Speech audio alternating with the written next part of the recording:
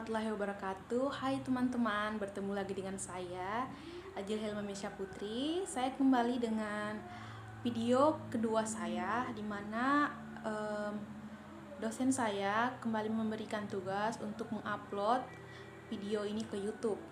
Di sini kita akan kembali membahas tentang iman, ilmu, dan juga amal. Langsung saja kita akan masuk ke materi yang pertama, yaitu iman. Nah, yang pertama, pengertian iman. Nah, di video yang pertama saya sudah menjelaskan apa pengertian iman. Namun saya akan mengulanginya lagi. Apa itu pengertian iman? Iman artinya percaya. Menurut istilah, iman adalah membenarkan dan meyakinkan dengan hati, diucapkan oleh lisan dan diamalkan dengan perbuatan. Jadi, pengertian iman kepada Allah yaitu dengan membenarkan hati bahwa Allah Subhanahu wa taala itu benar-benar ada dengan segala sifat-sifatnya dan kesempurnaannya. Kemudian, pengakuan itu diucapkan dengan lisan dan dibuktikan dengan amal perbuatan secara nyata, yakni dengan menjalankan perintah dan menjauhi larangannya. Seseorang dikatakan memiliki iman yang sempurna apabila orang tersebut bisa memenuhi 3 unsur keimanan, yakni membenarkan atau meyakinkannya dengan hati, diikrarkan dengan lisan, dan diamalkan dengan tindakan atau perbuatan. Nah, sekarang kita masuk ke pengertian iman menurut Al-Quran dan hadis. Pengertian iman dalam Al-Quran yakni maksudnya membenarkan dengan penuh keyakinan bahwa Allah Subhanahu wa taala memiliki kitab-kitab yang diturunkan kepada hamba-hambanya, yaitu nabi dan rasul pilihannya, dengan kebenaran yang nyata dan petunjuk yang jelas, dan bahwa Al-Quran adalah merupakan kalam Allah Subhanahu wa taala yang ia firmankan sebenarnya dengan sebenarnya. Sedangkan arti iman dalam hadis maksudnya iman yang merupakan pembenaran dalam batin. Nabi Muhammad SAW menyebutkan hal-hal lain sebagai iman, yakni seperti akhlak yang baik, bermurah hati, sabar, cinta Rasul, cinta sahabat, dan rasa malu, dan lain-lain. Selanjutnya yaitu arti iman. Menurut bahasa, iman artinya pembenaran hati. Sedangkan menurut istilah, iman yaitu membenarkan dengan hati, diucapkan dengan lisan, dan diamalkan dengan anggota badan. Yang kedua yaitu mengikrarkan atau diucapkan dengan lisan, yaitu dengan mengucapkan 2 kalimat syahadat. Asyhadu alla ilaha illallah wa asyhadu anna Muhammadar Rasulullah.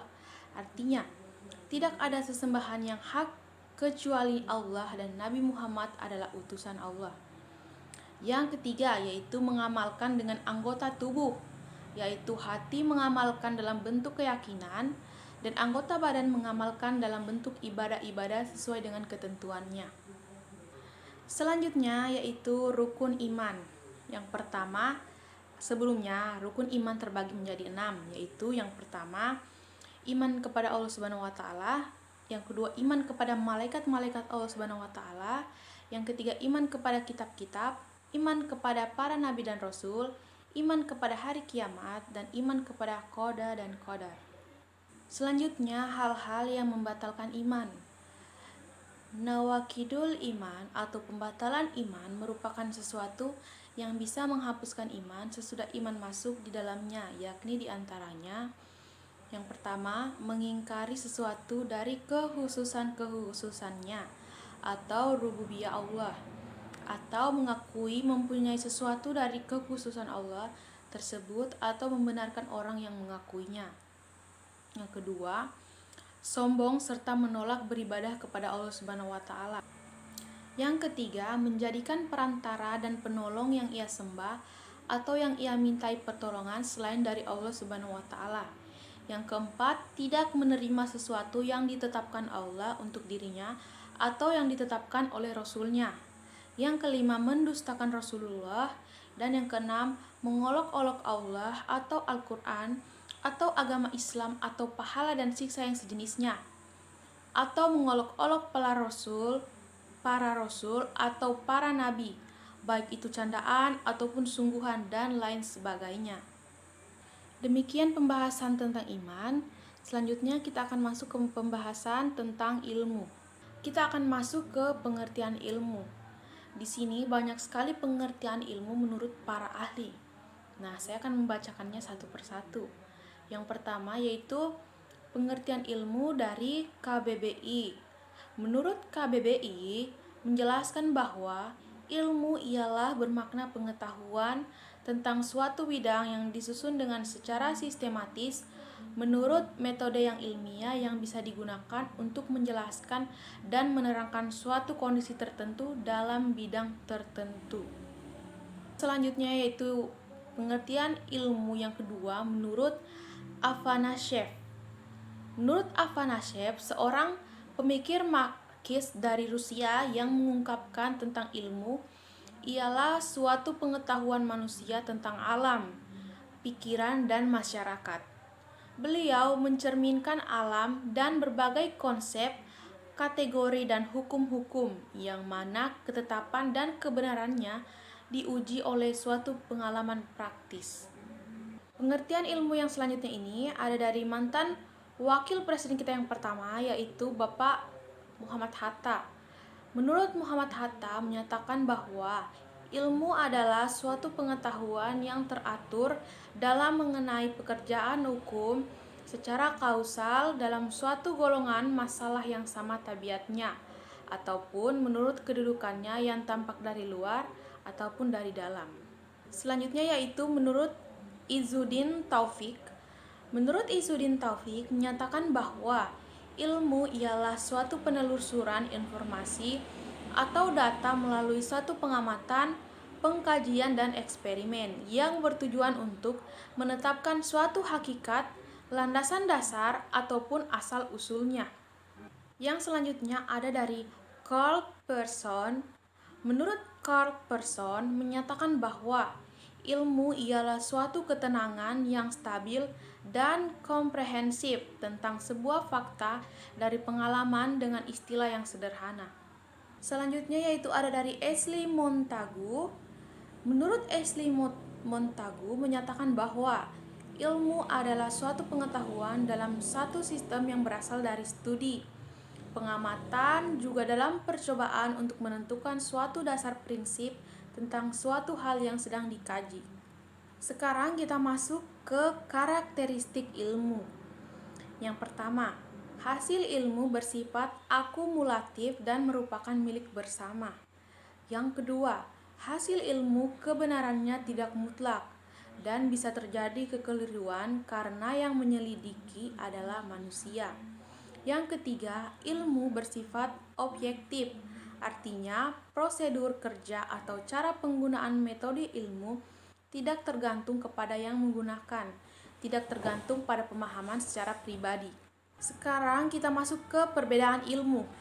Nah, perbedaan ilmu ini terbagi menjadi 3. Yang pertama yaitu ilmu bersifat deskriptif. Ilmu bersifat deskriptif tentang objeknya agar dapat menentukan fakta netral dalam arti tidak memihak pada etnik tertentu. Yang kedua yaitu ilmu mengawali kerjanya dengan bertolak dari suatu asumsi yang tidak perlu diuji, sudah diakui dan diyakini kebenarannya. Filsafat bisa merenungkan kembali asumsi-asumsi yang telah ada untuk dikaji ulang tentang kebenaran asumsi. Yang ketiga yaitu ilmu menggunakan eksperimentasi, terkontrol sebagai metode yang khas. Verifikasi terhadap teori dilakukan dengan jalan menguji dalam praktik berdasarkan metode-metode ilmu yang empiris. Masuk ke persamaan ilmu. Yang pertama, filsafat dan ilmu. Keduanya menggunakan metode berpikir reflektif atau reflective thinking dalam menghadapi fakta-fakta dunia dan hidup. Yang kedua, filsafat dan ilmu, keduanya tertarik terhadap pengetahuan yang terorganisasi dan tersusun secara sistematis. Yang ketiga, ilmu membantu filsafat dalam mengembangkan sejumlah bahan-bahan deskriptif dan faktual serta esensial bagi pemikiran filsafat. Dan yang keempat, Ilmu mengoreksi filsafat dengan jalan menghilangkan sejumlah ide-ide yang bertentangan dengan pengetahuan ilmiah. Sekarang kita masuk ke jenis-jenis ilmu. Jenis-jenis ilmu dikelompokkan menjadi dua, yaitu yang pertama ilmu teoritis dan ilmu praktis. Ilmu-ilmu teoritis yang penyelidikannya bertujuan memperoleh pengetahuan tentang kenyataan. Sedangkan ilmu-ilmu praktis atau produktif yang penyelidikannya bertujuan menjelaskan perbuatan yang berdasarkan pada pengetahuan. Selanjutnya kita masuk ke materi yang terakhir, yaitu amal. Amal adalah perbuatan manusia. Amal pada garis besarnya terbagi dua, yaitu amal lahiriah dan amal batiniah. Amal lahiriah yaitu perbuatan manusia yang berhubungan dengan duniawi, sedangkan amal batiniah adalah perbuatan-perbuatan manusia yang berhubungan dengan ukrawi seperti berzikir, sholat, puasa, dan lain-lain. Kedua amal tersebut memiliki pengaruh yang berbeda-beda terhadap suasana hati manusia. Apabila perbuatan lahiriah mempengaruhi suasana hati, maka orang tersebut bersandar pada perbuatan lahiriah yang kecenderungannya kepada duniawi. Apabila amalan batiniahnya mempengaruhi suasana hati, maka hati tersebut bersandar pada amal batiniah. Dan ketika masih suasana hati dipengaruhi oleh amal, maka hati tersebut belum merdeka.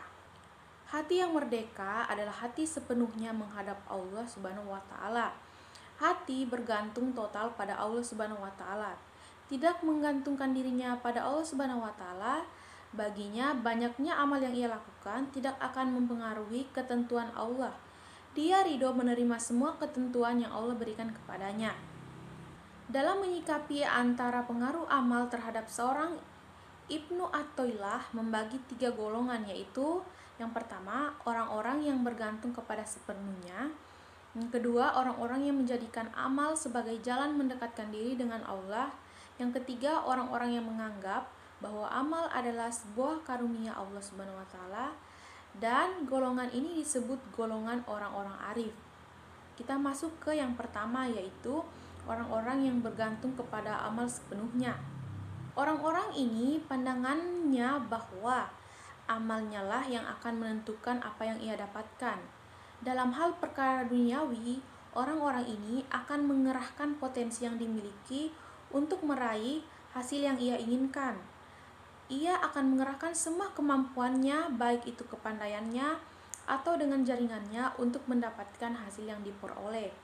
Orang-orang seperti ini akan mendapatkan kekecewaan manakala hasil yang ia dapatkan tidak sesuai dengan keinginannya, padahal ia sudah mengerahkan semua kemampuannya. Yang kedua yaitu orang-orang yang menjadikan amal mereka sebagai alat untuk mendekatkan diri pada Allah Subhanahu wa taala. Ini adalah makam kedua dari kondisi jiwa manusia. Orang-orang ini keinginannya sudah tidak cenderung lagi terhadap hal-hal duniawi dan ukhrawi. Amal yang mereka lakukan adalah semata-mata untuk mendekatkan diri dengan Allah tanpa melihat apa yang akan ia dapatkan dari amal yang ia lakukan. Banyaknya amal yang ia lakukan tidak dijadikan sebagai alat tawar-menawar dengan Tuhan agar Tuhan memenuhi semua kehendaknya. Kehendak dia mengikuti kehendak Tuhan. Golongan yang ketiga ini yaitu golongan arifin. Ini adalah makam ketiga dari penyikapan amal. Orang-orang arif adalah orang-orang yang sudah tertanam dalam jiwanya kalimat tiada daya dan upaya-upaya kecuali atas kehendak Allah Subhanahu wa taala. Padahal Allah lah yang menciptakan kamu dan apa yang kamu perbuat.